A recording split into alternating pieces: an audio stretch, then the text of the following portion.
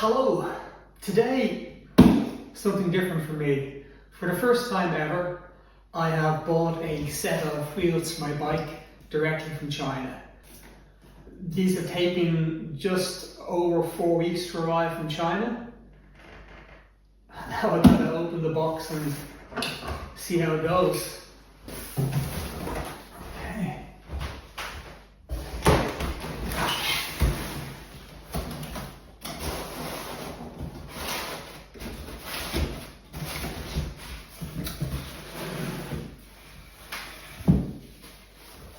One thing I've noticed is that without the rotors and the cassette mounted on them, they feel so light.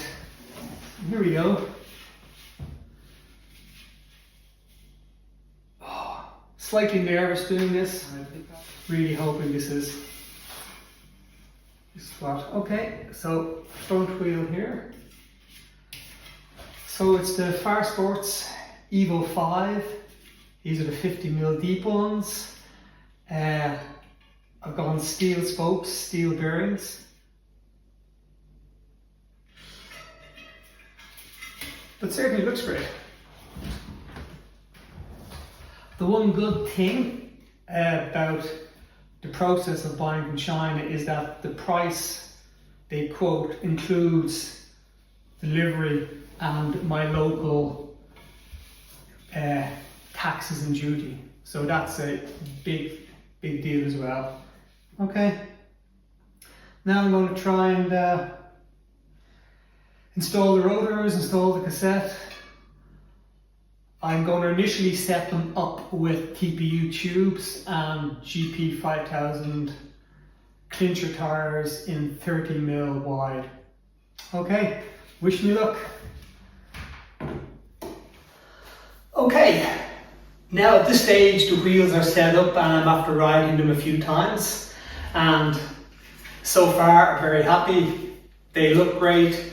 They're my first set of 50s. What have I noticed? I've noticed that when I get up to a reasonable speed for me, which is between 25 and 30k, that they seem to roll better and they seem to keep going slightly easier. So I hope that's reality and not just in my head.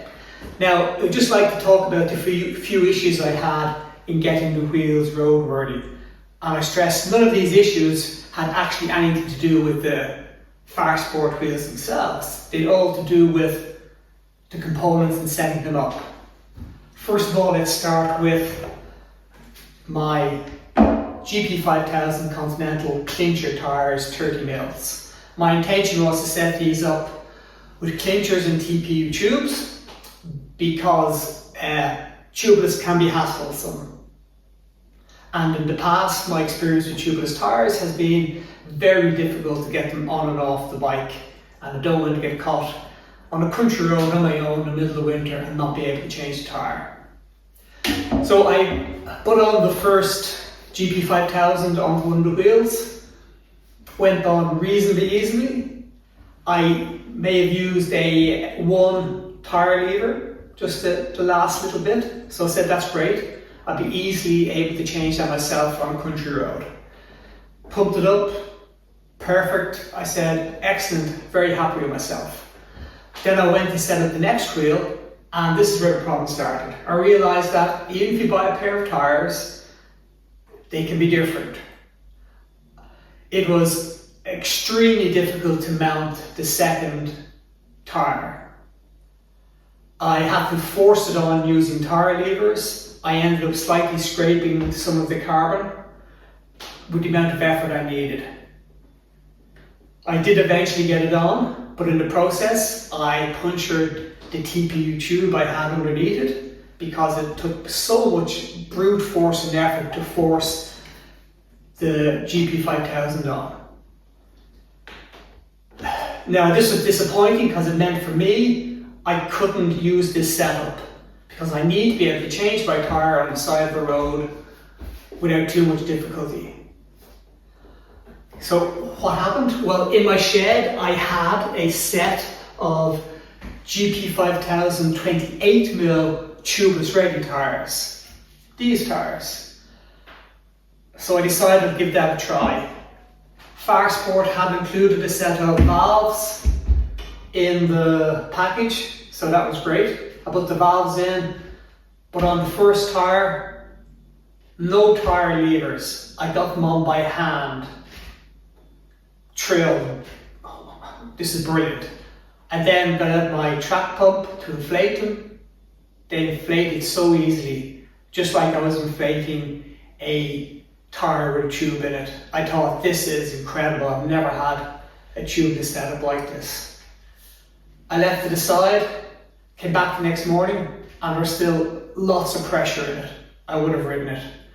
So then I set up the next wheel. Again, I got the tyre on without any tyre levers by hand. That is so rare with a lot of the tubeless setups. I was really thrilled.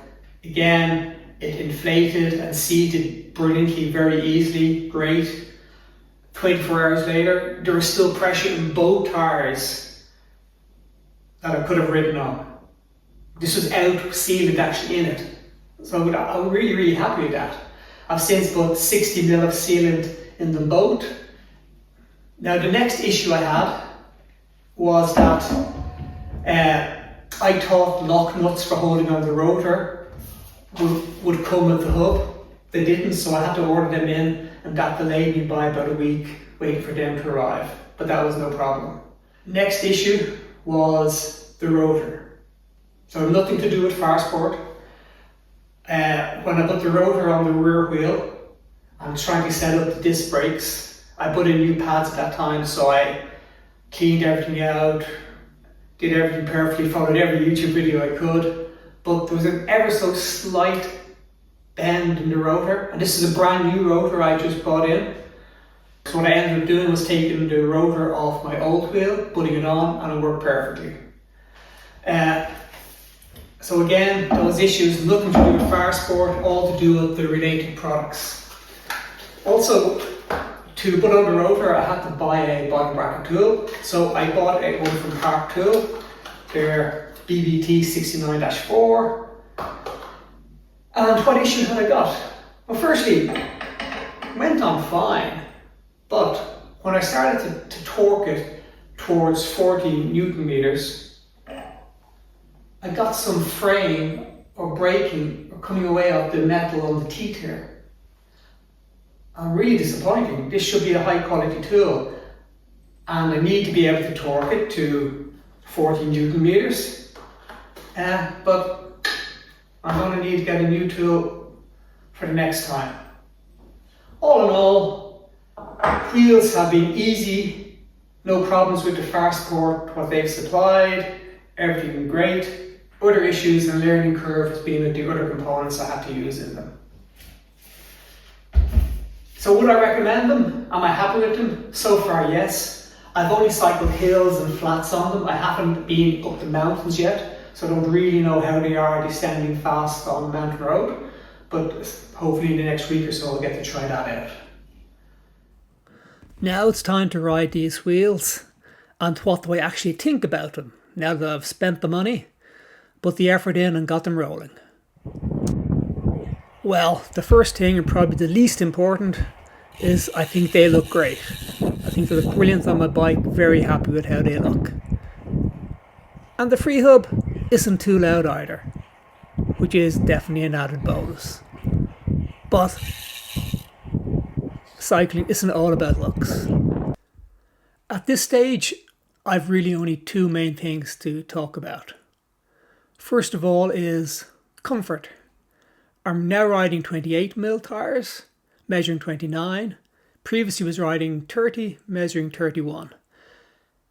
You do notice the drop in surface area on the road, so they're not quite as spongy as my last tyres, not quite as comfortable. But still, no complaints, perfectly acceptable, ride them all day long. Secondly, once I get them up to speed, for me that's at just above 25k an hour, I do notice they ride smoother, that they seem to go easier and take less effort. And I hope that's correct and not just in my head, but I'm very happy. Now the last thing to talk about is how my new wheels have changed my system weight. Before I started, I weighed my bike, and this includes my Garmin Rally power meter pedals, bottle cages and out front Garmin mount.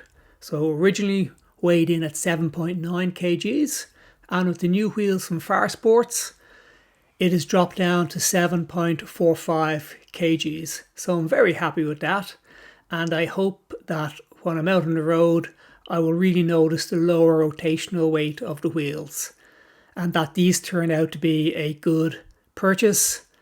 And only time will tell, but fingers crossed. I'm confident, and if anything else occurs I'll let you all know. Take care and goodbye.